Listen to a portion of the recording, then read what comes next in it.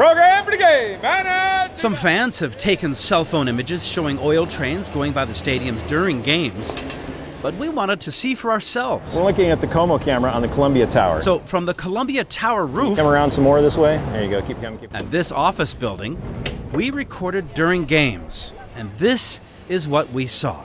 Oil trains rolling by just outside Safeco Field and CenturyLink Field during games, repeatedly. The windup and the pitch, the crews swing. For example, during this game with 32,000 fans in the stands, 106 oil train tank cars rolled on by outside, hauling 2.5 million gallons of highly flammable Bakken crude oil.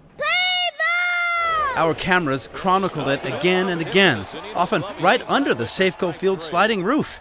Matt Krogh is with one of several activist groups raising the warning flags. We have incredible risk being foisted on the public and no accountability whatsoever, and that's something that needs to change. But BNSF Railroad spokesperson Gus Malona says the trains are safe and the railroad shouldn't have to stop. How much safer can you get than 99.99% of the hazmat that we moved last year incident-free? But we're going to continue to ensure that we have a perfect, unblemished record, and we want to protect those Seahawk and Mariner fans as well. The Seattle City Council used this resolution to implore BNSF to stop. But BNSF is not violating any law, and federal regulators, aware of Seattle's situation, have not sought to stop it.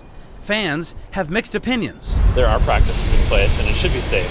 It would be catastrophic. It really comes down to where would we move the train. Why don't they run them in the middle of the night? It's safer. It's like a simple idea. Totaling up the Seahawks, the Mariners, the Sounders, concerts, there are nearly 200 events at these two stadiums here every year. With 2 or 3 oil trains a day, even then the mathematical risk is extremely remote. Yet it takes just one incident for a catastrophe. 47 people were killed in the town of Lac-Mégantic, Quebec, when an oil train derailed and exploded there 2 years ago. Suddenly, more people took notice of even non-lethal oil train explosions in the news. After Lac-Mégantic was Alabama, North Dakota, New Brunswick, Lynchburg, Virginia, Ontario, West Virginia, Illinois, another in Ontario, and another in North Dakota. 10 oil train explosions within a 2-year span. Loss of life in just one. Just the good Lord was looking out for us.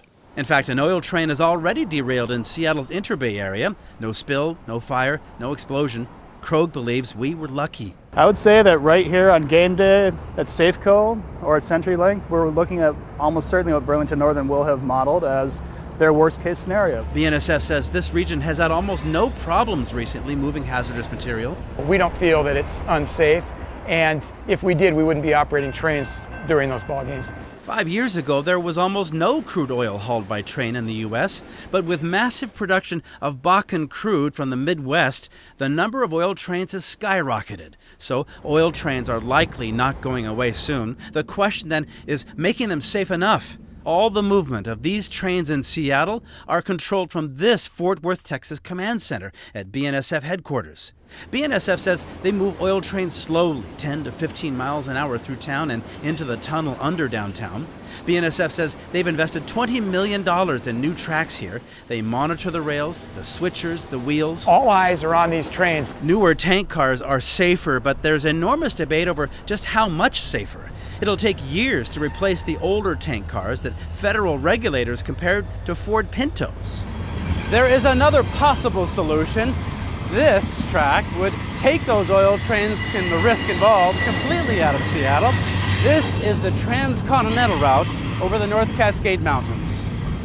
The existing route goes south before heading north through Tacoma, Seattle, and Everett. The North Cascades route bypasses those cities, but would cost BNSF more money. This North Cascades track goes uphill, requiring more engines and shorter oil trains, and clogs up faster freight trains. Malona says it's inefficient, but not impossible. It just doesn't make sense for us operationally to run loaded, heavy, slow-moving oil trains that require double the locomotives. Activists say BNSF prefers the downtown Seattle route to maximize profits. There's no question that they're making money hand over fist. We asked BNSF whether oil trains can be scheduled at times other than stadium events. You can't selectively just stop a train for a Seahawk game. You have crew personnel issues. There's a lot involved in the big puzzle, and it's a complicated network. And as much as people would like for us to stop traffic, we can't.